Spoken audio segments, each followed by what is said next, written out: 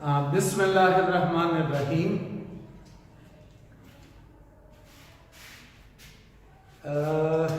Students, मैं आपको एक अनाउंसमेंट करना चाहता हूँ। अनाउंसमेंट ये है कि 4 जनवरी को एजुकेशन मिनिस्ट्री का मीटिंग है। मीटिंग में वो डिसाइड करेंगे कि लॉकडाउन 10th को ख़त्म करवाना है या एक्सटेंड करवाना है। अगर 10th को ये लोग लॉकडाउन ख़त्म करते हैं तो हम जो इनऑर्गेनिक के 2 चैप्टर्स हैं वो फिर फिजिकल पढ़ेंगे। एनालिटिकल केमिस्ट्री ख़त्म करने के बाद इन 10-12 दिनों में हम एनालिटिकल केमिस्ट्री पर पढ़ेंगे, इसे ख़त्म करेंगे और फिर जो इनऑर्गेनिक केमिस्ट्री हैं वो फिर हम फिजिकल क्लासेस में पढ़ेंगे। लेकिन अगर ये लोग लॉकडाउन एक्सटेंड करते हैं तो एक्सटेंशन का मतलब ये है कि इनका कोई पता फिर नहीं चलता, शायद वो डेट फिर से एक्सटेंड हो जाए तो ये फिर हम अफोर्ड नहीं कर सकते। वो चैप्टर भी फिर अल्लाह ना करे कि ऐसे हो, लेकिन वो चैप्टर भी फिर हम इसी तरह रिकॉर्ड करेंगे और अपलोड करेंगे यूट्यूब पे। लेकिन अगर 4 जनवरी को ये डिसाइड करते हैं कि मजीद लॉकडाउन नहीं है, 10 जनवरी तक फाइनल और उसके बाद 11 जनवरी को आपकी रेगुलर क्लासेस उसी टाइम पे होगी जिस टाइम पे आप आते थे। तो बिस्मिल्लाह करते हैं एनालिटिकल केमिस्ट्री से new chapter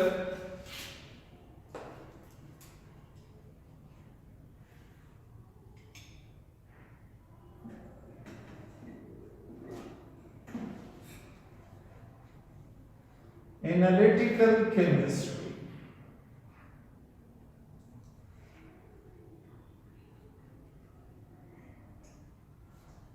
Analytical chemistry is the branch of chemistry which deals with characterization of matter.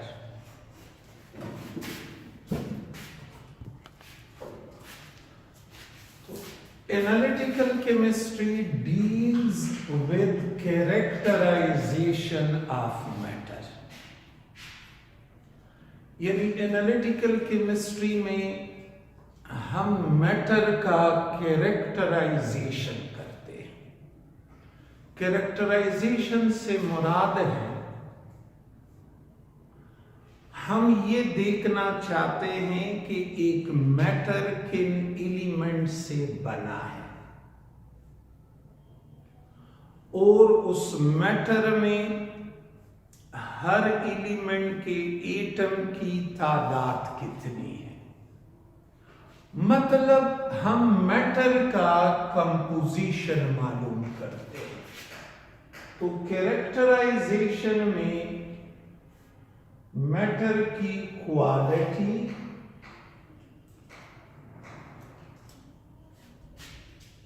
और क्वांटिटी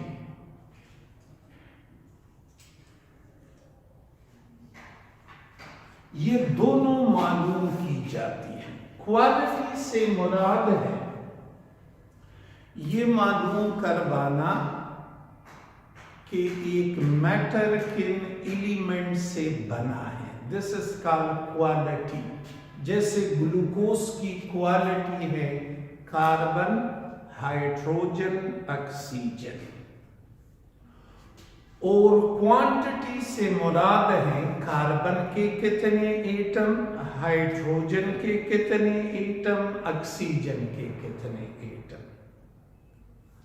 तो केमिस्ट्री का वो ब्रांच जिसमें मैटर का कैरेक्टराइजेशन किया जाए, यानी मैटर का कंपोजिशन मालूम किया जाए, यानी मैटर की क्वालिटी और क्वांटिटी मालूम की जाए, उसे एनालिटिकल केमिस्ट्री कहते हैं। ओके, हमारे कोर्स में जो मैटर है, जिस मैटर को हम कंसिडर करेंगे, ये मैटर एक ऑर्गेनिक कंपाउंड होगा। It will be an organic compound.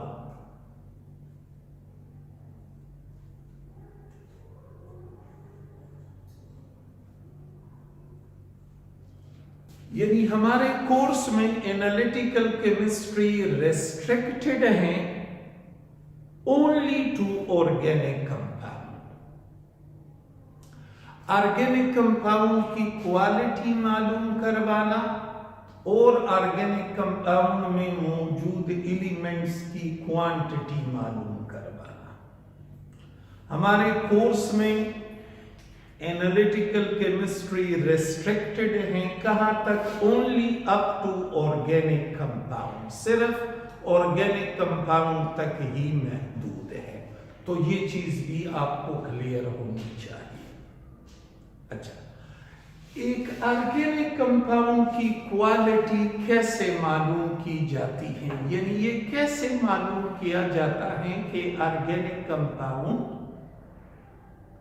किन एलिमेंट से बना है?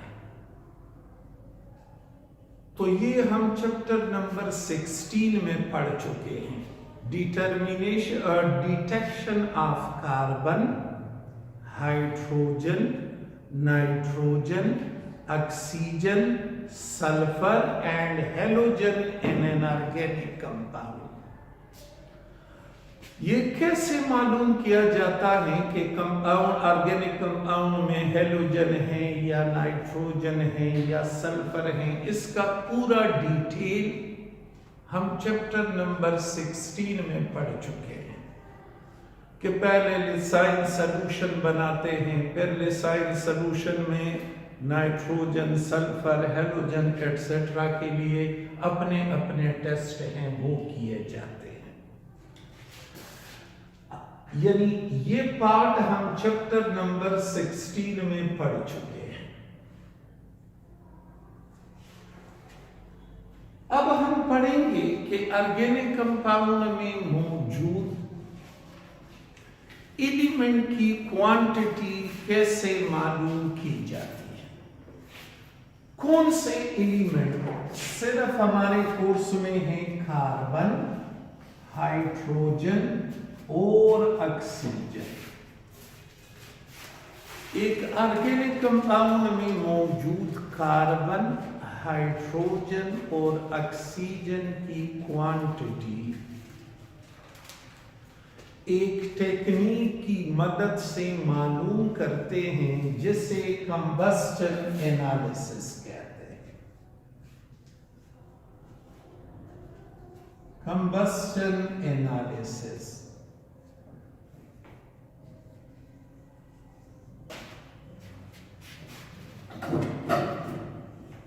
और ये अगर आप लोगों को याद हो तो जब हम चैप्टर नंबर 16 पढ़ रहे थे उसमें detection of carbon, hydrogen, oxygen वगैरह, तो ऑक्सीजन के डिटेक्शन में मैंने आपको बताया था कि ऑक्सीजन डायरेक्टली डिटेक्ट नहीं होता, उसके लिए मुख्तलिफ तरीके हैं।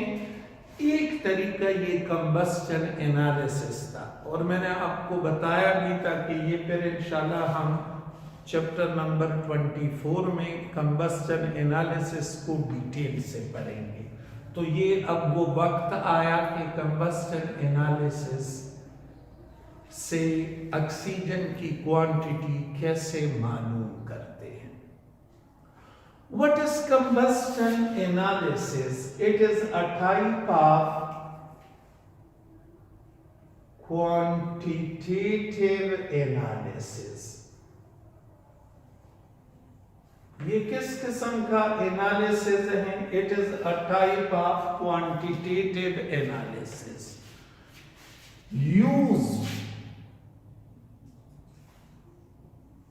To find the percentages of carbon, hydrogen and oxygen in an organic compound। एक ऑर्गेनिक कंपाउंड में मौजूद कार्बन, हाइड्रोजन और ऑक्सीजन की क्वांटिटी यानी परसेंटेज इस पर्टिकुलर टेक्निक की मदद से मालूम करते हैं। प्रोसीजर कैसे करते हैं?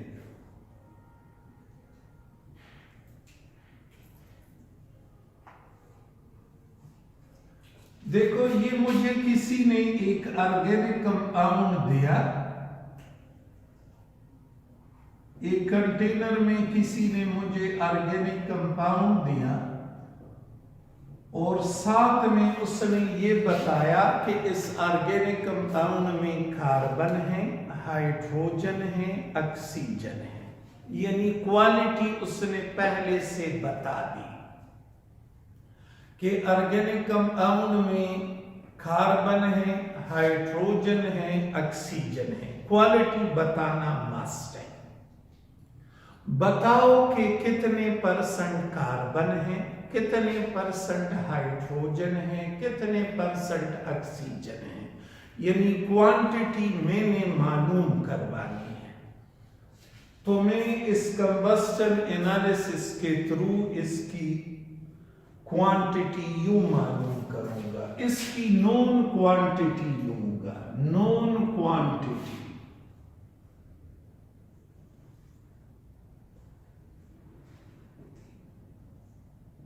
of organic compound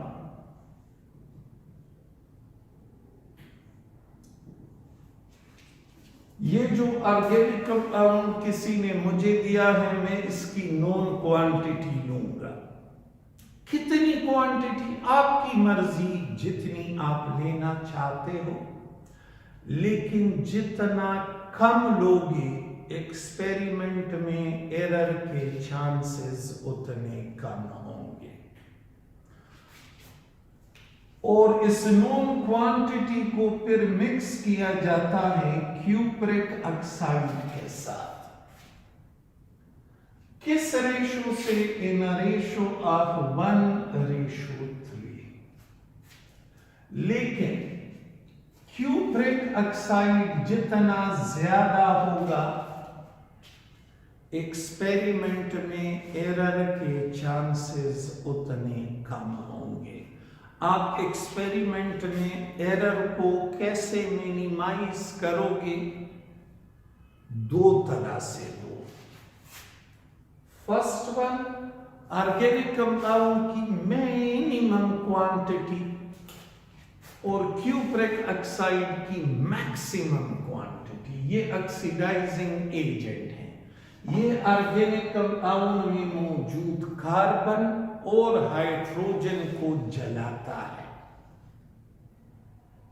अगर ये आपने कम लिया हो तो फिर ये खदशा जरूर मौजूद रहेगा कि कार्बन और हाइड्रोजन ऑक्सीडेशन से बच जाए। जब आप क्यूप्रिक ऑक्साइड ज्यादा लोगे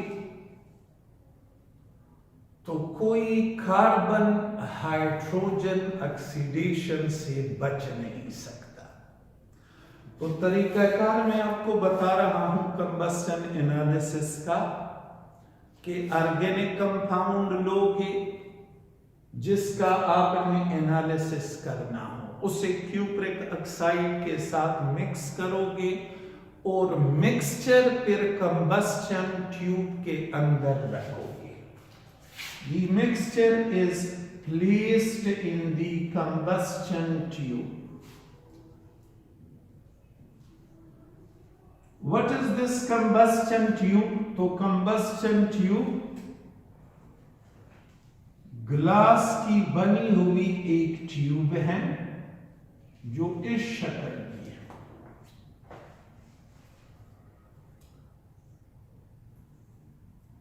This is inlet while this is exit। इस एग्जिट के साथ दो बॉटल्स अटैच होते हैं। ये पहला बॉटल और ये दूसरा बॉटल। पहले बॉटल में केमिकल्स हैं और दूसरे बॉटल में भी केमिकल्स हैं। पहले बॉटल के अंदर जो केमिकल हैं, इन्हें this is bottle 1 and this is bottle 2। पहले बॉटल में जो केमिकल हैं, इन्हें हाइग्रोस्कोपिक सब्सटेंसेस कहते हैं। हाइग्रोस्कोपिक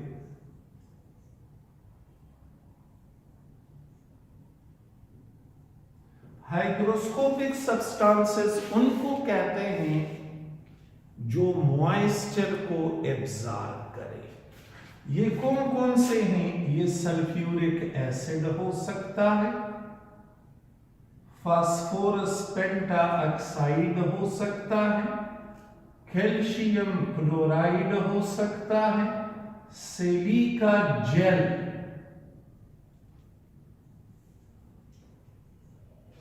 ये सिलिका जेल मेडिसिन के पैकेट्स में भी पैक किया जाता है। आपने मेडिसिन के पैकिंग में छोटे छोटे पैकेट्स देखे होंगे, वो सिलिका जेल के होते हैं। इसका रोल क्या है? मॉइस्चर को एब्जॉर्ब करवाना। मॉइस्चर कहाँ पे होता है? ईयर में। तो अगर ये मेडिसिन पैकेट के अंदर ना हो तो इससे ये खदशा रहता है कि मॉइस्चर उस मेडिसिन को डिटीरियोरेट करेगा। तो silica gel, copper sulphate, anhydrous copper sulphate, potassium perchlorate या सोडियम परक्लोरेट या मैग्नीशियम परक्लोरेट, ये हाइग्रोस्कोपिक सब्सटेंसेस हैं। इनमें से कोई एक इस पहले बॉटल के अंदर होगा और इसका रोल क्या है? मॉइस्चर को एब्जॉर्ब करवाना। लेकिन हमें इस बॉटल का मास नोन है कि शुरू में इसका मास कितना है, 1 ग्राम, 2 ग्राम, 10 ग्राम, 20 ग्राम, जितना भी है, लेकिन इस बॉटल का मास शुरू में हमें नोन है। ओके, इस दूसरे बॉटल के अंदर होता है, बॉटल नंबर 2 में carbon dioxide absorber, CO2 absorber. कोई भी बेस, चाहे वो KOH हो, NaOH हो, any base can be present in bottle 2। इस बेस का क्या रोल है? कार्बन डाइऑक्साइड को एब्जॉर्ब करना। और इस बॉटल का मास भी शुरू में हमें नोन है कि फर्ज करें ये 10 ग्राम है, ये 10 ग्राम है। अब हम क्या करेंगे? और ये जो इनलेट है, inlet, this is for supply of oxygen, ये ऑक्सीजन की सप्लाई के लिए। ये जो मिक्सचर है हमारे पास ऑर्गेनिक कंपाउंड और क्यूप्रिक ऑक्साइड का, इसे कंबस्टन ट्यूब के अंदर रखते हैं। बाहर से ऑक्सीजन गैस सप्लाई की जाती है और इसे जलाया जाता है। तो ऑर्गेनिक कंपाउंड में मौजूद carbon, hydrogen, carbon, hydrogen, oxygen, ये ऑर्गेनिक कंपाउंड में मौजूद है। ये इस ऑक्सीजन के साथ और इस ऑक्सीजन के साथ जल जाएगा, यानी इसकी कंबस्टन होगी।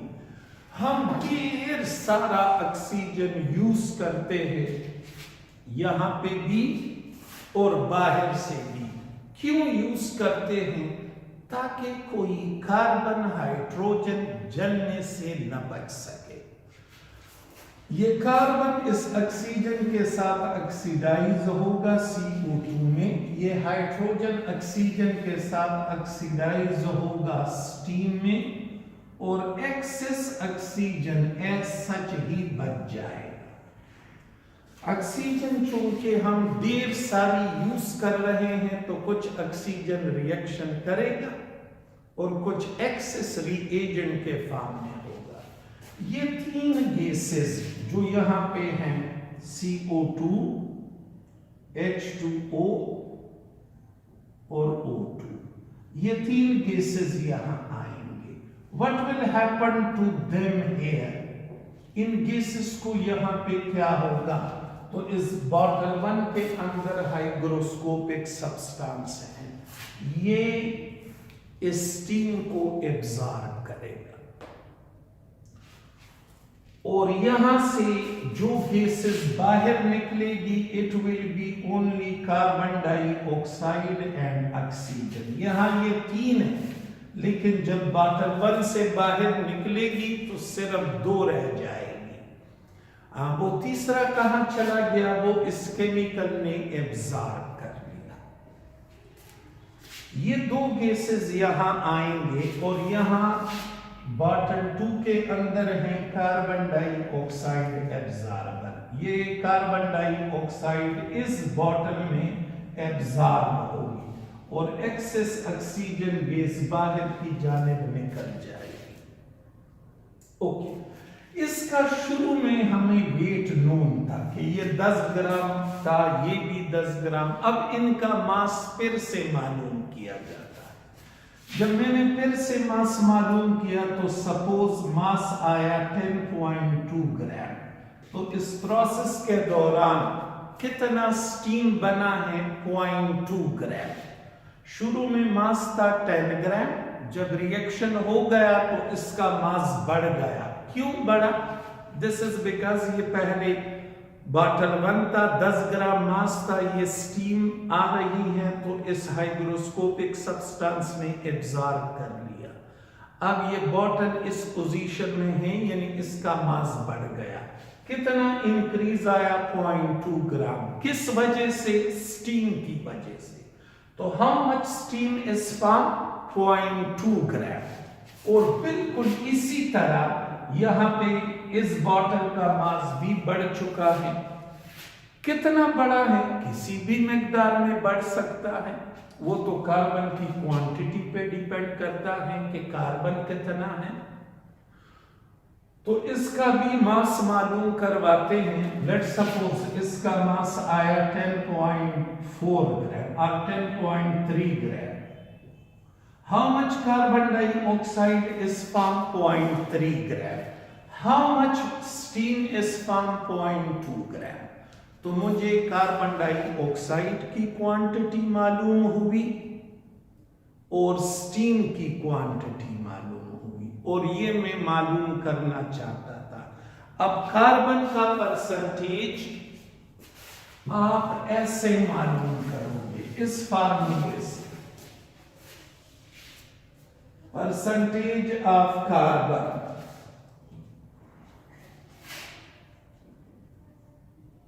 वेट ऑफ कार्बन डाइऑक्साइड, कि कार्बन डाइऑक्साइड गैस कितनी बनी है यहां से पता चलेगा, divided by weight of organic compound. Organic compound का वेट, ऑर्गेनिक कंपाउंड के वेट से मुराद है ये कि जो नोन क्वांटिटी आपने ली थी, multiply by 12 divided by 44 into 100।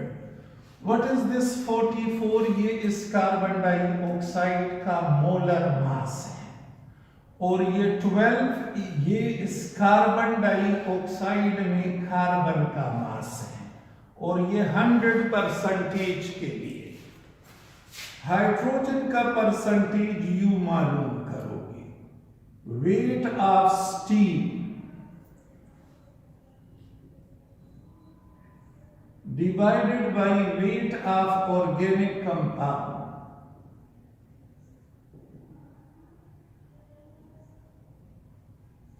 multiply by 2 divided by 18 into 100। Weight of steam इस पहले बॉटल में, वेट ऑफ ऑर्गेनिक कंपाउंड, ये ऑर्गेनिक कंपाउंड शुरू में जितना आपने लिया ये 18 इस वाटर का मोलर मास है और ये 2 वाटर में हाइड्रोजन का मास है और ये 100% के लिए, और ऑक्सीजन का परसेंटेज फिर इनडायरेक्टली मालूम करते हैं। 100 माइनस इन दोनों के परसेंटेज हमें नोन होंगे, आपस में 8 करेंगे और 100 से सब्ट्रैक्ट करेंगे, यूं हमें ऑक्सीजन का परसेंटेज मिल जाएगा। ऑक्सीजन का परसेंटेज इनडायरेक्ट। अब तो इस पूरे एक्सपेरिमेंट पे आप गौर करें, इसमें हमने सिर्फ 2 चीजें मालूम की। एक है कार्बन डाइऑक्साइड का मास और दूसरा है स्टीम का मास। कार्बन डाइऑक्साइड का मास हमें इस बॉटल से मिला, जबकि स्टीम का मास हमें इस बॉटल से मिला। कंबस्शन एनालिसिस के लिए इन बॉटल्स की तरतीब बेहद जरूरी है। अगर इन बॉटल का पोजीशन आप चेंज करते हो तो इस एक्सपेरिमेंट का रिजल्ट गलत आएगा। बॉटल 1 की जगह पे आप बॉटल 2 लगा ले, यानी ये स्टीम एब्जॉर्बर यहां और ये कार्बन डाइऑक्साइड एब्जॉर्बर यहां, तो फिर एक्सपेरिमेंट का रिजल्ट नहीं आएगा। वाई? क्यों? वजह ये है कि फिर ये जो कार्बन डाइऑक्साइड एब्जॉर्बर है, ये इसमें कार्बन डाइऑक्साइड भी सॉल्युबल है और स्टीम भी सॉल्युबल है, दोनों सॉल्युबल है। तो फिर ये पता नहीं चलता कि एक्सपेरिमेंट में कितना कार्बन डाइऑक्साइड बना है और कितना स्टीम बना है। तो ख्याल रखना है कि ये पहला बॉटल हाइग्रोस्कोपिक सब्सटेंसेस वाला हो और दूसरा बॉटल कार्बन डाइऑक्साइड एब्जॉर्बर हो। इस पे आपसे इस तरह का एमसीक्यू पूछ सकते हैं। ऐसे ये केमिकल लेबल होंगे X और Y। क्वेश्चन होगा ऐसे, identify chemical X and Y in the diagram. इस डायग्राम में जो केमिकल X और Y हैं इन्हें पहचानें। तो केमिकल X जो होगा it will be a hygroscopic substance, मतलब इनमें से कोई एक होगा। जबकि केमिकल Y जो है it will be a carbon dioxide absorber. Carbon dioxide absorber कौन सी है? It will be a base, कोई भी बेस हो सकता है, KOH, NaOH, calcium hydroxide, any base. अच्छा, ये क्वेश्चन आपसे यूं भी पूछ सकते हैं, ये क्वेश्चन आपसे ये क्वेश्चन आपसे यूं भी पूछ सकते हैं, identify the gases A, B, C in the following diagram. तो जो गैस बाहर से आ रही हैं और बाहर को निकल रही हैं, it will be oxygen. Okay, अब यहां पे ये 3 गैसेस, तो गैस C इज ऑक्सीजन। अब यहां पे 3 गैसेस हैं, A, B और C, मतलब एक ऑक्सीजन है, एक स्टीम है, एक कार्बन डाइऑक्साइड है। यहां पे 2 गैसेस हो गई, B और C, यानी पहले बॉटल से गुजरने के बाद एक गैस गायब हो गई। कौन सी गैस? Gas A। सो पहले बॉटल के अंदर कौन सी गैस एब्जॉर्ब होती है? Steam. So gas A represent steam. A is steel, C is oxygen। कैसे मैंने पहचाना? जो गैस बाहर से आ रही है, बाहर को निकल रही है, इट विल बी ऑक्सीजन। और बी जो है, B will be carbon dioxide. यहाँ पे बी और सी दोनों हैं, लेकिन इस बॉटल से गुजरने के बाद गैस बी गायब हो गई, मींस वो यहाँ पे एब्जॉर्ब हो चुकी है। सो बी इज कार्बन डाइऑक्साइड।